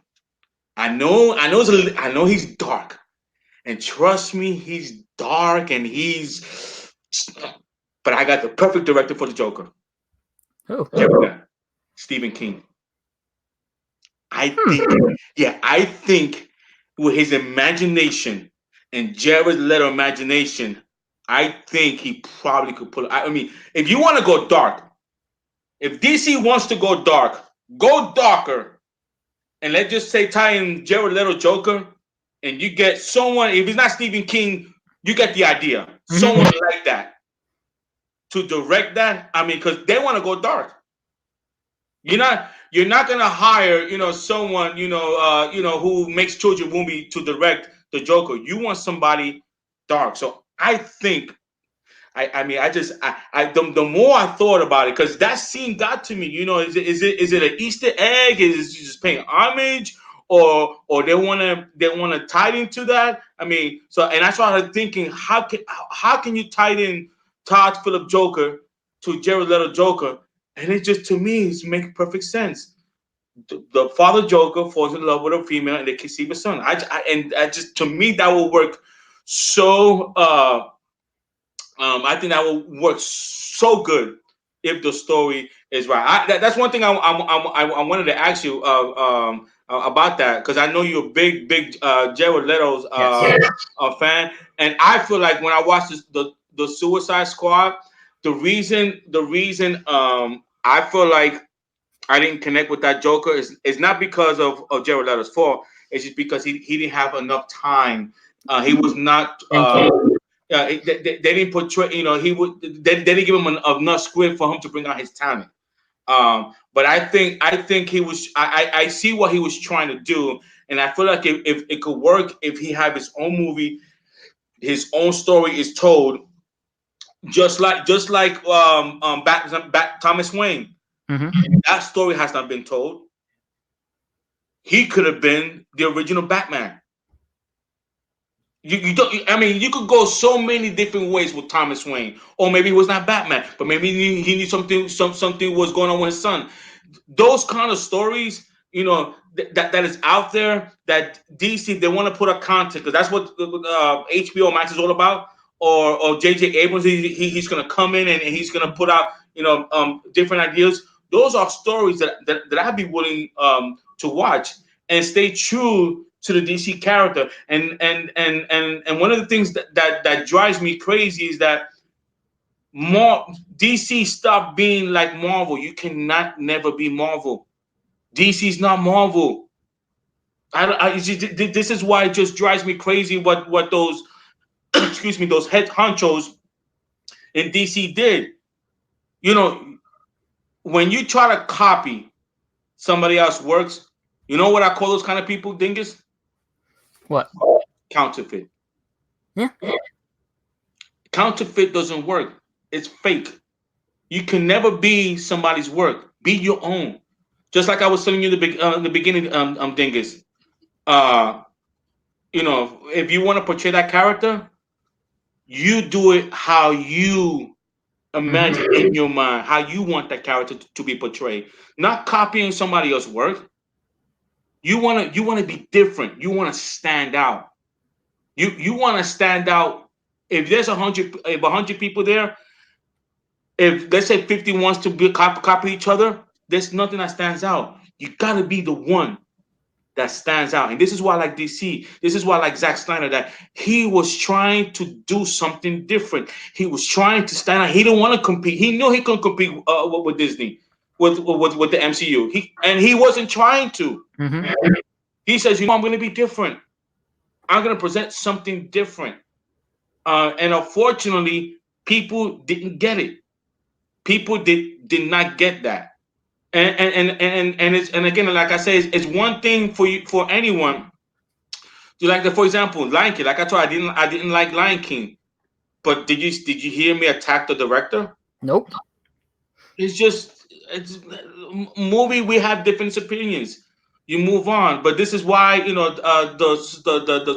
hate that I don't like, the hate that Zack Snyder gets. I just don't get it. So where do you think Marvel goes from here? Now that Endgame is out, and Far From Home has been released, and Dingus, I don't know if you know this, but I haven't yet seen the Endgame yet. I saw the last 20 minutes. That's all I saw. That's the best part. Yeah, I haven't watched the whole movie. But what do you think Marvel should go from here, going forward? Well, it seems like they're gonna be moving forward. With new characters, they have Eternals. They're going trying new things. Trying to branch out more, like with horror with Doctor Strange. But it seems like they're kind of taking a break with Phase 4, kind of taking a chill a little bit between Endgame and then the big stuff with X-Men and Fantastic Four and all the new characters they're getting. I think that's what they should do. I think that's what they're gonna do, and I can't wait for that. What about DC? DC, I think they should do Legion of Doom. I don't think they're going to, but that post-credit scene in Justice League, I know you don't like Justice League, but that post-credit scene, to me, is the best post-credit scene ever because Joe Manganiello's Deathstroke, perfect casting. Jesse Eisenberg's Lex Luthor is great, and I think developing him more into like the Lex Luthor that a lot of people know would be great. And then the Legion of Doom versus Justice League as like a Justice League 2 or Justice League 3 could be an endgame level event if you do it correctly. Like you set it up throughout all these solo movies, you set up these villains and make them likable and focus on the villains, and then you bring them all together slowly but surely, and you get everybody hyped up, and then you have a big, massive battle like the endgame between the Legion of Doom and the Justice League. It could be so good. It could be good. This is in Lewis' perfect world. Perfect world. How I want to go for with DC. Obvious, it all starts with the release of the Snyder Cut. That's to me where it starts. You release that. If you don't have, let's say you're gonna keep Henry Cavill, you're gonna do a solo, and it's not gonna be called Man of Steel. My opinion, I don't think it's gonna be called Man of Steel. I think it's gonna be called The Superman or Superman something, or Superman something. Because I believe J.J. Abrams is gonna want to do his own thing in creation, and I don't think he wants to do a Man of Steel that ties into Zack Snyder. That's just my opinion. It would be great if it was, but that's just my opinion. But this is in Lewis' perfect world scenario. The Snyder Cut is released. Okay. When the Snyder Cut released, then you have Wonder Woman 84. You have Aquaman number 2. You're gonna have the Flash number 3, right? Mm-hmm. Then you do Justice League 2 with the Legion of Doom. Yes. Ben Affleck is back portraying that Batman. We don't know whether Matt Reeves' Batman is tied in. Is tied in. I would like to, and I believe that story. I believe you could leave that connected with the DCU and not mess with Matt Reeves. Matt Reeves could tell whatever story he wants, whatever, because it's 20 years before and whatever. You could leave that alone. Okay. Tell me if you like this idea. Okay.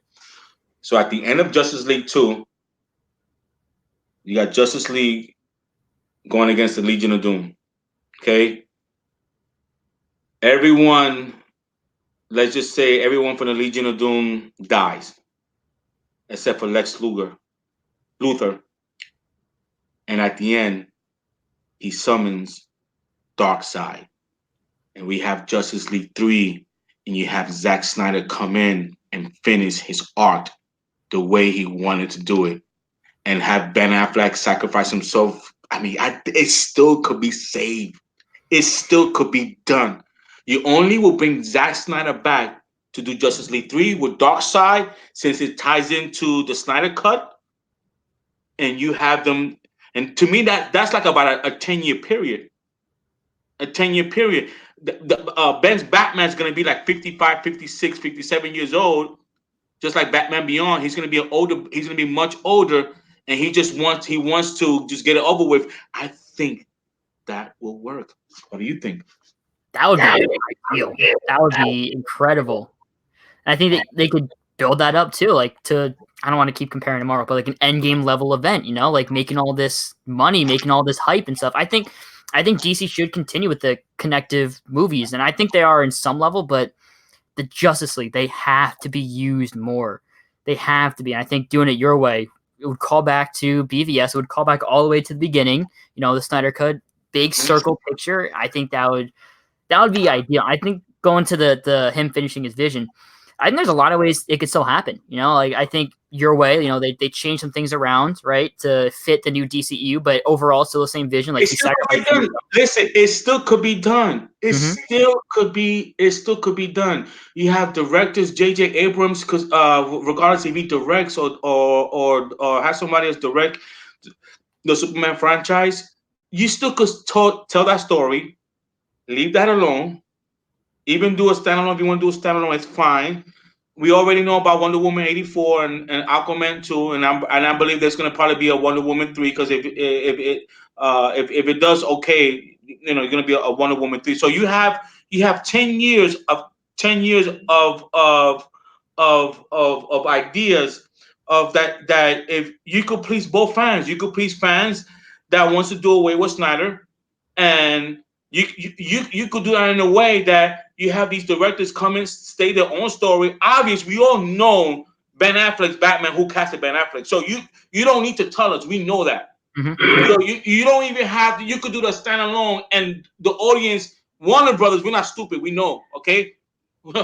We know. As a matter of fact, you should hire me, because I have some great ideas for you guys. Because I'm actually a fan, and I think as a fan, and I like DC. But anyway, you still could do Shazam 2, Shazam 3 within that period of time, and Justice League 2 versus the Legion of the Legion of Boom. Have another the director say it the way how they vision, how they do it, and this and that. And towards the end, Darkseid comes in, boom. Zack Snyder does it. He started it, he ends it. I think Zack would do it for J.J. Abrams. I I think agree. I think J.J. Abrams go to him and, hey, Zack, we love your idea. It was you that started everything, and we want to pay homage. One more direct Justice League number 3, and you could even turn it into a Justice League 3 or 4. Justice League 3 is called Dark Side, and then the Justice League number 4 turns into Justice League Armageddon. You know, if you if Mhm. you wanna if you want to expand it, I mean, it's just it could be done. And I hope Warner Brothers listen to the actual fans, not bloggers, not Marvel fans, just fans in period. Don't worry about telling a children's cartoon. I mean, that's why you have animation. You have animation, you have cartoons. Don't worry about making DC movie a children movie. I mean, we already seen that already. We've seen that with Marvel already, and that's why and that's what make Marvel great because family likes like yourself. They like that. Mhm. But DC, we gotta be different. We gotta be us. We gotta be different. We have to. There's a thing called faith. Faith is stepping onto something that you don't see. When you take a chance, it's like and I'm not gonna get into politics, but a lot of people and again, just me thinking of logically here, okay? They talk about Donald Trump's six bankruptcy, but they don't talk about the 500 businesses that he's done well. In life, you gotta take chances. You're gonna win some, you're gonna lose some. But the things in life, he says, you want to win more. Am I right? Am I wrong? You You're want right. to you want to win more than you lose. And the people that don't take chances are losers. The people that don't take chances in life are just they live in fear because they're afraid to lose something.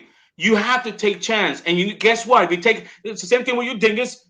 If you want to portray that character, you gotta take a chance. Mhm. Okay, you will never ever know whether someone, a director, will see you on YouTube and say, you know what? He did it differently. Let me call in. You will never know unless you take that chance. It will kill you, dingus, that you never tried. And I agree. it's always gonna be behind your mind. Well, what if I would have tried? What if I would have tried? Well, you got nothing to lose. What's the worst thing that's gonna happen? I mean, you have nothing to lose. So guys, we're about to wrap it up. Is there? We're gonna take some of your question, and I love you guys interaction here. Um, so let's take some questions here, Dingus. Let's go from the beginning. Um, Frank C says, "Am I gonna talk about JJ and Superman, which I already did?" Leak the Snyder Cut? No, we don't want to do that. We don't want nothing leaking, and the reason we don't want nothing leak is because it actually it hurts Zach's. It hurts Zach's. We know Zack Snyder is he's a perfectionist, Mhm. and not only that, but we want Zach to get the correct credit. And number three, if it's released, it's going to be taken down right away. So Exactly. it won't last.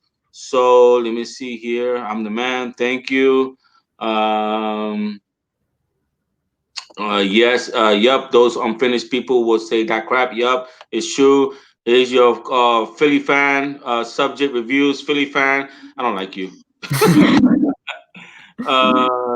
Dean Woods, yes, it's Lewis and Dingus. That's right. It does have a ring to it. It does kind of. Yeah. The Lewis and Dingus show. I don't know. It does have a ring to it. Well, Dingus. Okay, I think so. Dingus. Damian Vincent. He's replying to your take on Tony Stark and Spider Man, why he rejected the Avengers. Damien said it says, well then, Dingus, Tony Stark should have not brought him into Civil War. It was irresponsible. What do you think about that? I can understand that line of thinking. It's the same line of thinking like why is Batman using kids to fight criminals? I understand that line of thinking. However, the way I see it in the movie is he's desperate. Tony Stark is desperate for any kind of help. And he sees on YouTube that there's this spider kid who can catch a bus with his bare hands. I need to get Captain America captured and arrested within 36 hours. I need all the help I can get. I need this kid. Okay. Um, then the Vega rap. What Lewis is saying is that Disney asked to use Spider-Man and MCU, not Sony asking. Disney to put Spider-Man MCU. Yes, for what I understand, it was Disney that came to Sony and asked them to use the Spider-Man character. That's what I always thought. And is that correct or not correct? I think it was Disney who originally asked, yeah, and I think they only asked because of the I don't want to say failure, but the what happened with the main Spider-Man 2. I think it was kind of like a mutual situation there. Right. And then Vega Rap put usually you pay someone to use their property, especially if you're the one asking for it. That's what I'm saying. Is usually you pay someone to use their property. It shouldn't be vice versa. And listen, I get it that Sony also went because they got the exposure of Spider-Man and MCU, and I get that. I get it. But the fact remains is that Sony still own it.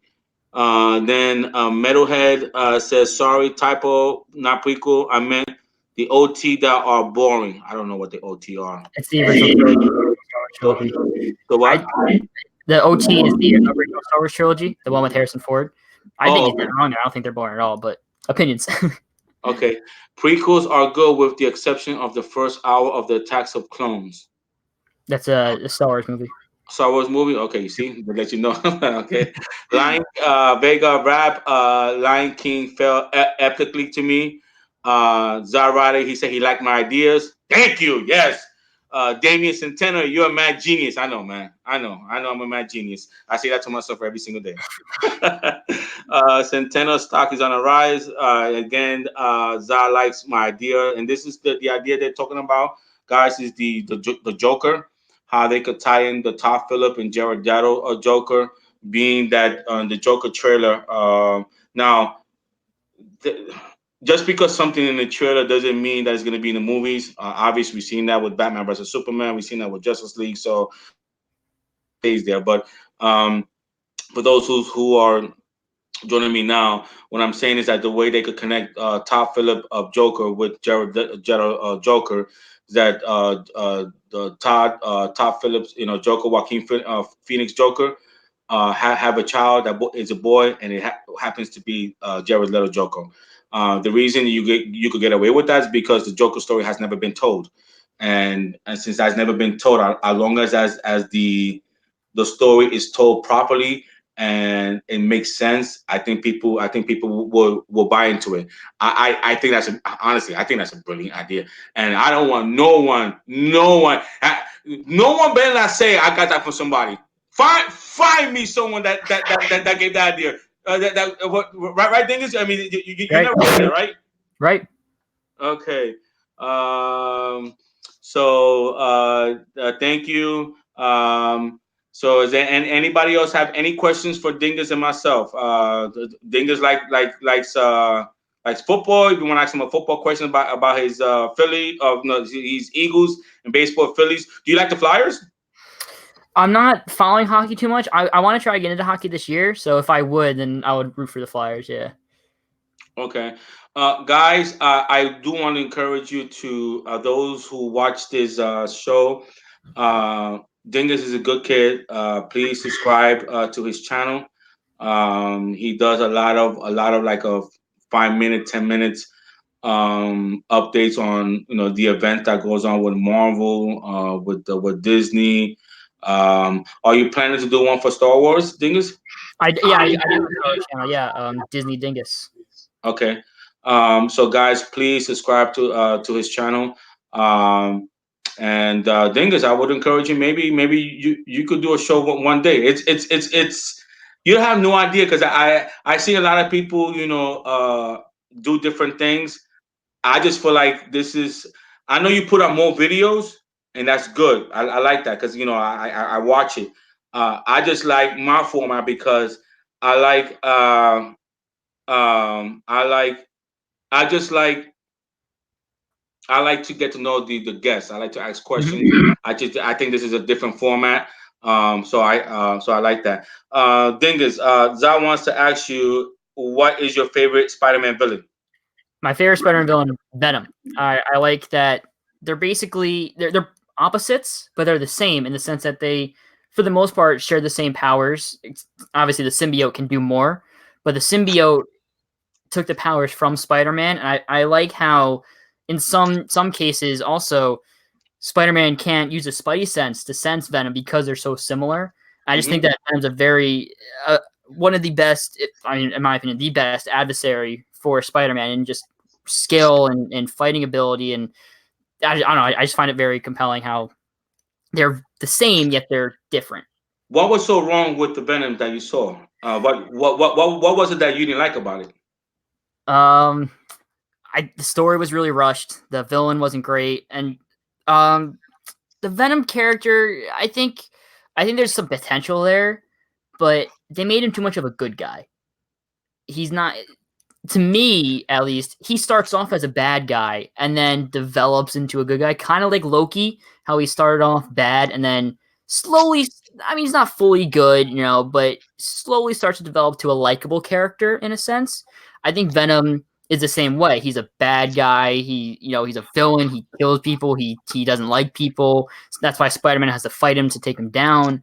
But then slowly over time, he develops into maybe not a totally good guy, but an anti-hero, a hero you might be able to root for, a hero who might be able to, a character who might be able to, understand where they're coming from and is likable in some sense. And I feel like they try to do that too early in Venom and made him good too early and just made him too comedic too. It just wasn't great in my opinion. If they would have made him a good guy, then he turned evil, would have been better for you? I think it would have been better for me. Yeah, I think overall, I just wanted him to be a bad guy. I wanted him to be a villain and someone that makes sense to be a villain. Yeah. Damon Vincent says Disney hurt him with the portrayal of Hulk. Yeah, that's another thing. I didn't like how they portrayed the Hulk. Um, I didn't like. That's another thing. They made them see Hulk is not he's not made to be funny. He's made to be serious. He's the Hulk. I mean, and same thing with Thor. I mean, it's just I didn't like it. The last Thor movie. I just didn't like it. Dean Woods. Here's a good question. What will be the next $1 billion DC movie be? Then he put the Batman question.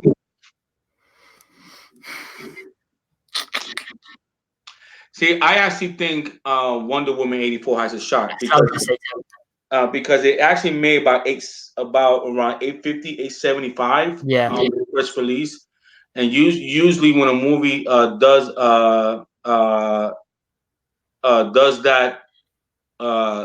that, and the original cast comes back, they usually do well. Yeah. So they usually will. Here's a great question. This is from Zavat again. Do you like the Spider-Man 3 portrayal of Venom? I think it's solid. That was my first introduction of Venom, and then I watched reruns of the Spider-Man the Animated Series from 1994. That became the Venom that I really started to like. I think Topher Grace did a solid job, and I think they wrote him as a villain, so he's automatically better than the Venom movie. But I feel like he was just shoehorned in there, and just wasn't written well. But I think it was solid for what it was. It could have been better. It could have been. So you like Spider-Man 3? I think it's an okay movie. It has its moments. It has its terrible moments too, like the emo dance. This is not good. But it has its moment. Like, I'm a huge fan of James Franco and of the Harry Osborn character, so I really enjoyed everything with New Goblin. Yes. I think, and that's why I liked it. That's why I like Toby's Spider-Man, because they made them two friends, and then when he finds out that who Spider-Man is, it's just to me I like it better. Mm-hmm. The reason I didn't enjoy Spider-Man 3, I just feel like I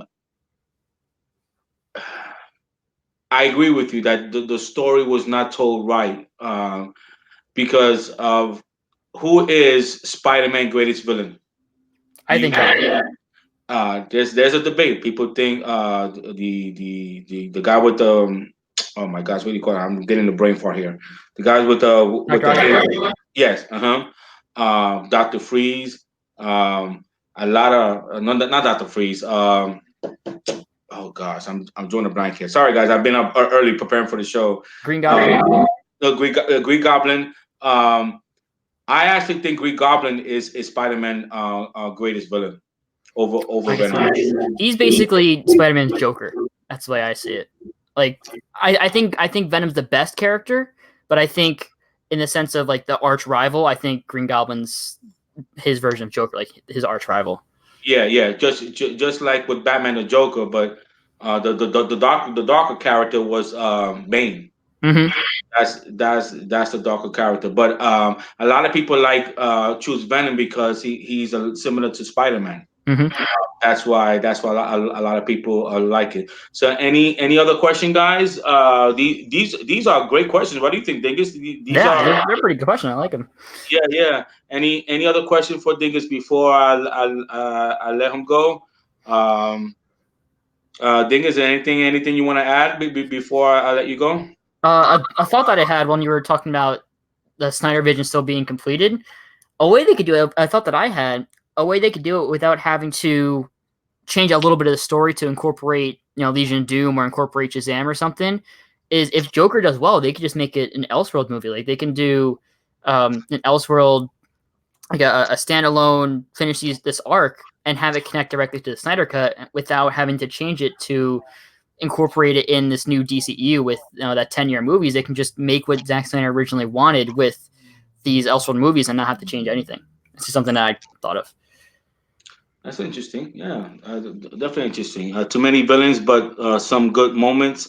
Check out the producer cut. It's a little bit better. Producer cut of what? Of the Spider-Man 3? I think that's what he's talking about. Yeah, I didn't know there was one, No, honestly. no. There's I think there is a producer cut to Spider-Man 3 because if you go to Amazon, if you want to get the Spider-Man trilogy, I think there's a couple of them that has a producer cut as well. Oh, Yeah, I've been meaning to get that. I believe it's Spider-Man 3, and I want to say 2 as well. As a matter, yes, Zabata says 3, but I think. Am I mistaken? Is it there one for 2 or 1? I think it's for 2. I think I remember seeing that somewhere. I just didn't know it was for 3. Yeah, That's yeah, cool. yeah. So that's definitely it costed like $130. Oh, jeez. Yeah, for 5 movies. Um, and I know my kids, my kids, they love Spider Man. Hmm. They my oldest daughter, she loves Andrew Garfield, Spider Man, and she's not a comic book person. She doesn't watch comic book, but when she saw Andrew Garfield, Spider Man, for some reason she related to it. I don't know. Maybe her boyfriend's Spider Man. I don't know. But yeah, so we definitely got to do this again, Dingus. Yep. Hopefully When I have we a camera next time, when I'm able to get a camera, we can do it again. yes. Going forward, guys, I would like see the part of me doing shows is it's not about me. Uh, there is a director. Thank you, Zach. There is. I knew I wasn't going crazy. There is a director cut for 2. It's called Spider-Man 2.1. I knew it. I wasn't going crazy. But going back, part of my show is it's not about me. It's about the guests, and it's about the audience getting to know the guests. And I just feel like a personal, Yeah. like for example, people see me, my show. It makes it more personal. Hmm. You see who I look like. You see who I am. And I just think it makes it more personable. So I would like all my guests that comes on. Don't be shy. I'm pretty sure you guys are better looking than me. So so don't worry about that. But it's about you. It's about the guests. It's about us getting to know you, what you like, who you are, and asking questions and opinions. It's not about me. It's about you. So so that being said, Dingus, I like to thank you for joining me. Thanks for having me. It was this. I gotta be honest. This I expected was gonna be good, but this actually exceeding my expectation. So I really Thank appreciate you. you you coming on. Um, and just keep up the good work. Don't change. You You too. know, don't change for nobody. You be you. If you try to please everybody, then you're a faker. You If please you nobody too if you do right, that. if you try to be somebody that you're not, you're also a counterfeit faker. Just Hmm. be yourself. Be you. Be yourself, and don't change. Okay. So so that being said, Dingus, until the next time, I really appreciate you. Okay. Thank you, man. All right. So guys, that was Dingus Bringus. I would really encourage you to please join his channel. Subscribe to his channels. Um, give him support. He's a young kid. And you know, in an age where a lot of young people are doing stuff they shouldn't be doing, or get involved with the bad crowd, we should definitely support a young person who has dreams. um, Encourage them. um, if they're shooting too high, that's what you want.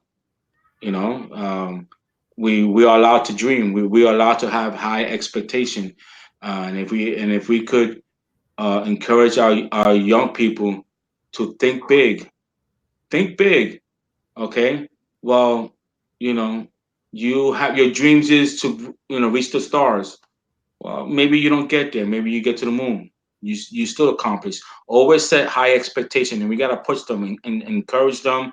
Because they could be doing he could be doing something worse. He could be involved in God, but he chose not.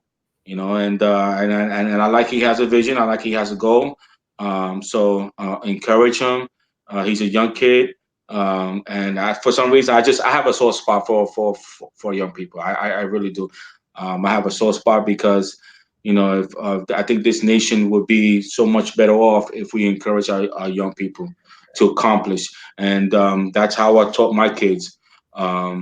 Now, why can't you be the next president? Why can you go to Harvard? Why?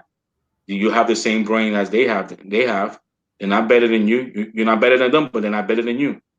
And I always push them. They brought me B's. No, you could do better. They brought me A minus. You could do better. And now they're straight A students, and one is in college, going to be a doctor. The other one entering college next year um, to be a midwife, to deliver babies. That's her passion. And so we that's how we do it. We encourage our young people to be better, to accomplish, to set goals, and to have high expectation. Don't have low expectation, because if you have low expectation, don't expect people to have high expectation for you. You're the most important person. Set your high expectation, and then you surround yourself with people who has the same vision as you, that will help you push forward. This sounds like a sermon. I don't mean to be like a sermon, but in any event, guys, thank you so much. Please subscribe to my channel, the Louis Centeno Show. Next month, I'm going to have Eric Blake with us. Not August, October 14th. I'm working on having Ali Brooks. Ali Brooks, I think is channel is called. Let me see. What's the channel called?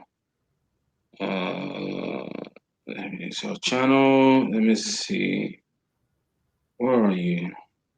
Uh, no, it's not here. I'm gonna tell you her. I'm gonna tell you her channel. Um, it's called Super Hive. Super Hive. She's the one with the kid in the back, and the Justice League trailer came on.